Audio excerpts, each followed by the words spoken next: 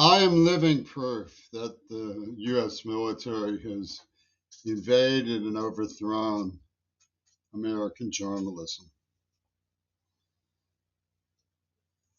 In the process of becoming such living proof, I've learned a few of the tricks of the trade that the military deploys. One of the things I'm living with is that they put the tape on self-destruct.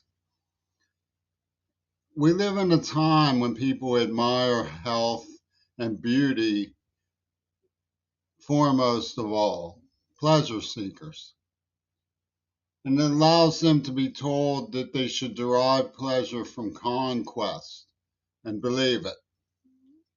So you have these Israeli pedo Nazis dressing up in children's attire and masturbating in socks after kicking Palestinian families out of their houses.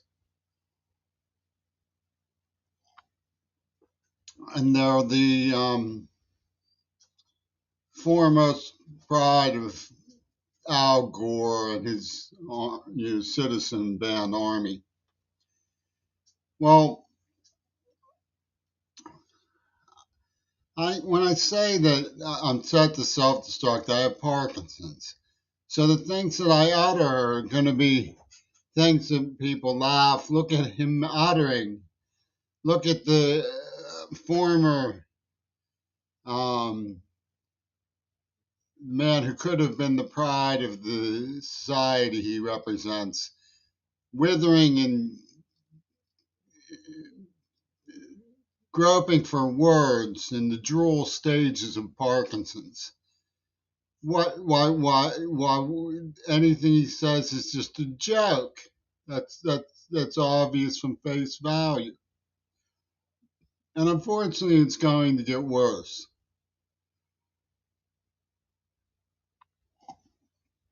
So the more truth you derive from what I have to say, the less it matters, because what good did it do him? They'll say, right? What good did it do him? There's the outcome of your truth. And this is one of the tricks that the military use. If you want to be redeemed, go light yourself on fire. Point Aaron Bushnell. You won't mind if your truth is so good to die for it, and so on. This is the way that they surround children in alleyways in Pittsburgh. And now I know Seattle probably common practice in New York too.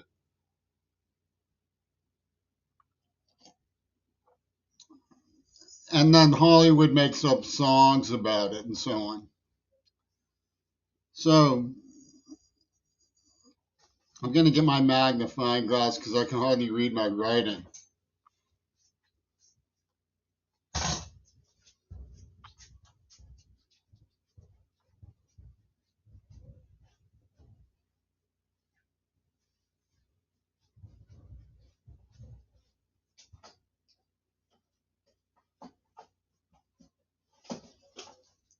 What I have done here, or tried to do here, is to capture what it was like to be under the aegis of that mope, Peter Gabriel. And I was getting complaints from Robert Fripp's sister and her buddies. The women Jay Epsteining for Roger Waters,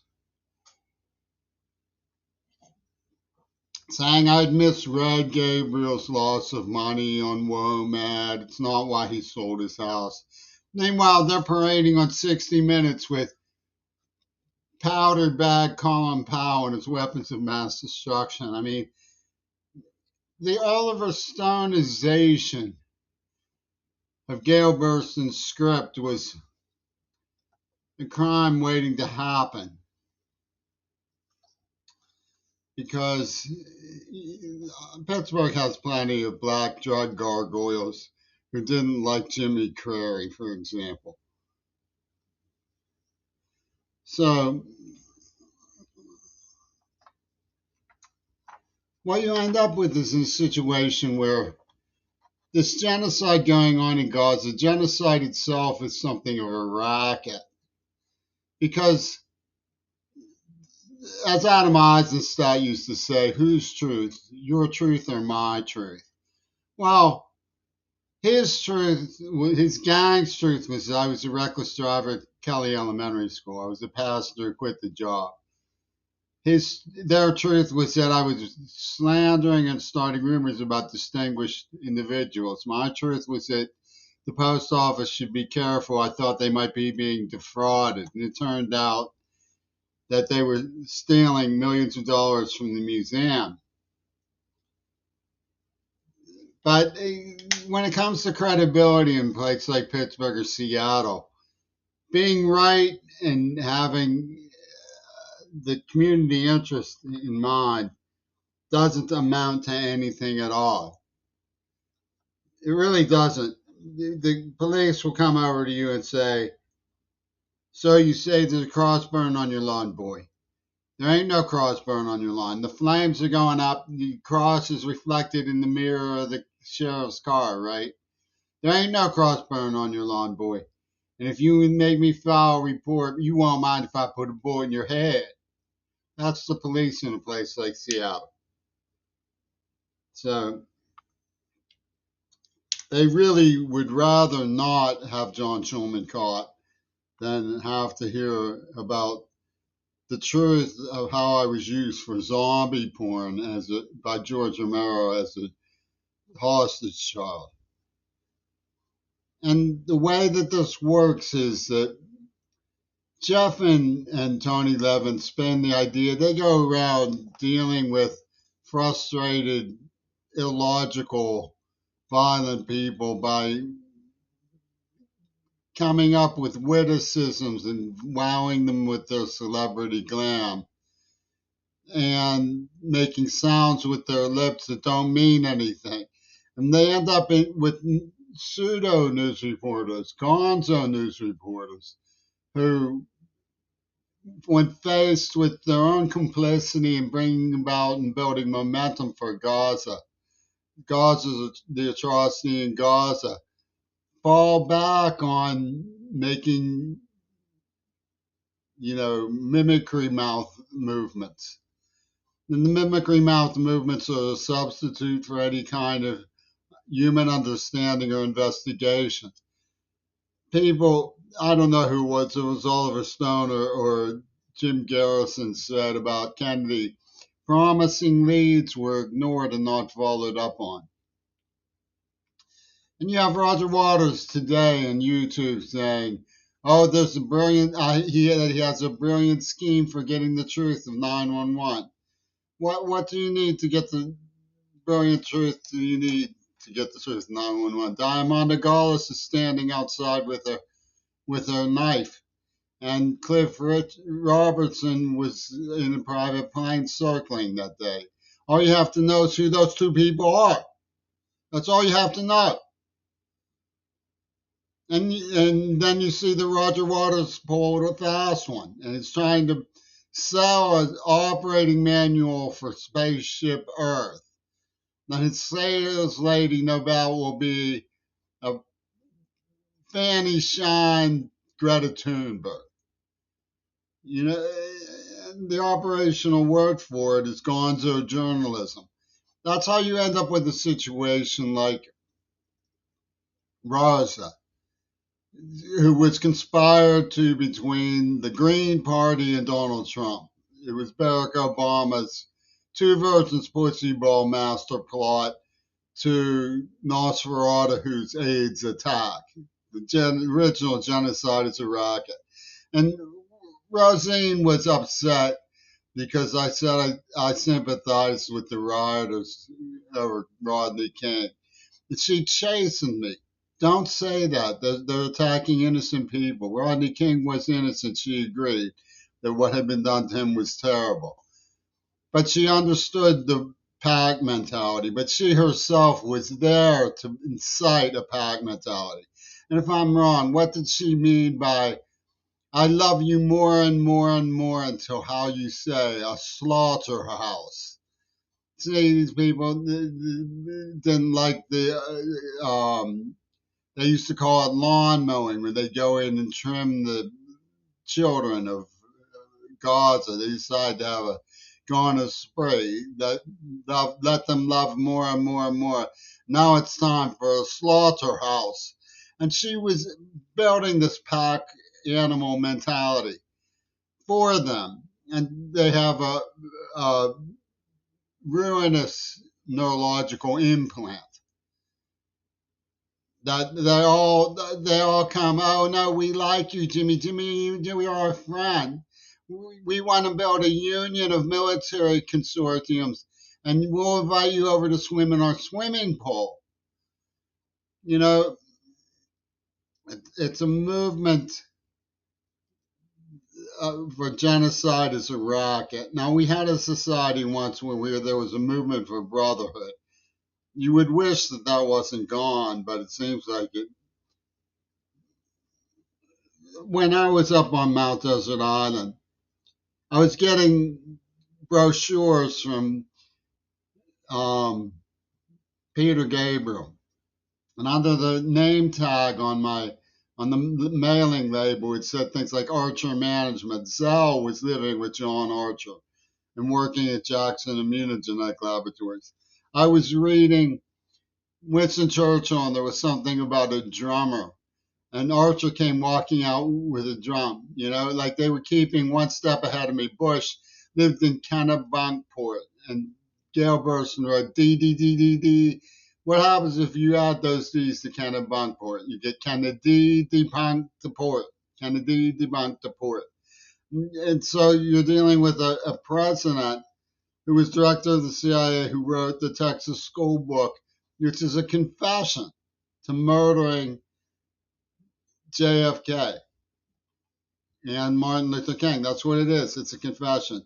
You don't have to, even do the detailed work of following the possession of the rifle to Michael Payne that they found in the twilight zone of the sixth floor of the Texas School Book Depository building. What did I just say? What did I just say? Read my lips. Motility. Tony Levin is hero. Signed Oliver Stone. Oh, is that what I just said? Oh, wow. Wow. Can I have your autograph, Moon Unit? They had this guy named Even Nauer. And Even Nauer said to me, "Are you scared, Jim?" When they framed me for the murder of John Lennon to cover for the genocide of the AIDS attack. He's going, "Are you scared, Jim?" Well, let's talk about what they got away with. Using me for zombie porn as a child, torturing me, deafening me, using me as a nerve implant, flattening me with this girl Rosa, and then castrating me. And then they put my name on Josh Shapiro's Warpo World Bomb. Are you scared, Jim? I mean, the dude is drooling with sadism and stupidity. Of course, that terrifies me. You assholes are in a genocide racket. What am I supposed to feel about that? So they have me sitting there with this travelogue, and the Queen Elizabeth comes in. Do they want me to stow away? Or is that a metaphor for the lazy line um, in the SmackDown sand? The line in the SmackDown sand, you see? So they were doing this gyration of psychodrama. And this is the way they operated. And Jeffen, of course, took my life's work by using a vicious interrogation system to cover for John Lennon's program, and you have these barking punk and Black Panthers who just want to see their names in limelight. They don't want to be bothered with the truth. They're like Adam Eisenstadt. Whose truth? My truth or your truth? Who gets the postcard, Jim? They sent some guy named Robert Card to shoot up a bowling alley of deaf kids. And then ask, "Are you scared, Jim? Are you scared, Jim?" Yeah.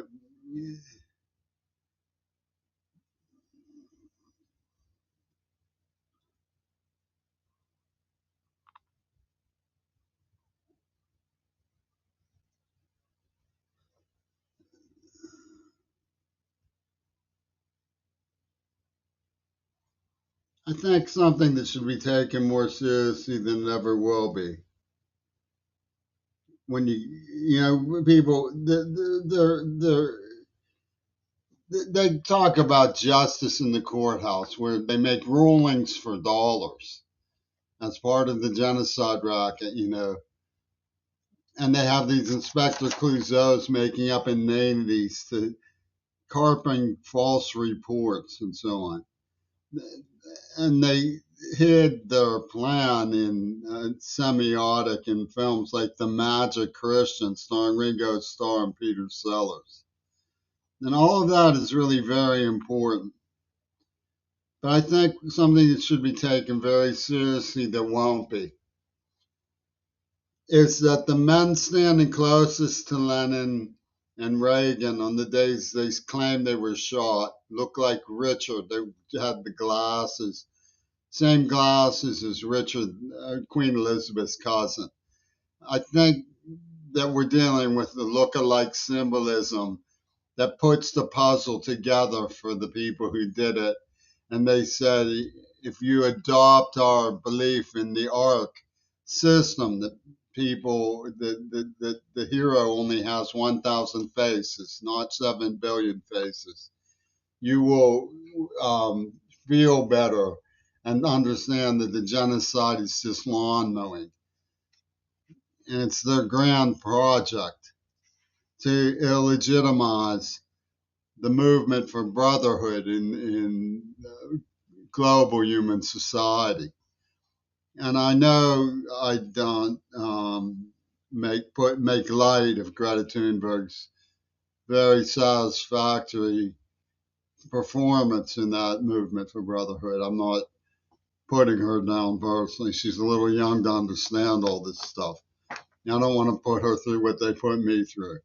But you can see when you look at Two Virgins Pussy Ball, which was about Jimmy and Midori, that they have programmed the whole contraption with Jimmy Dory. See, aren't they neat? Aren't they neat? And I ask you very confidentially, aren't they neat?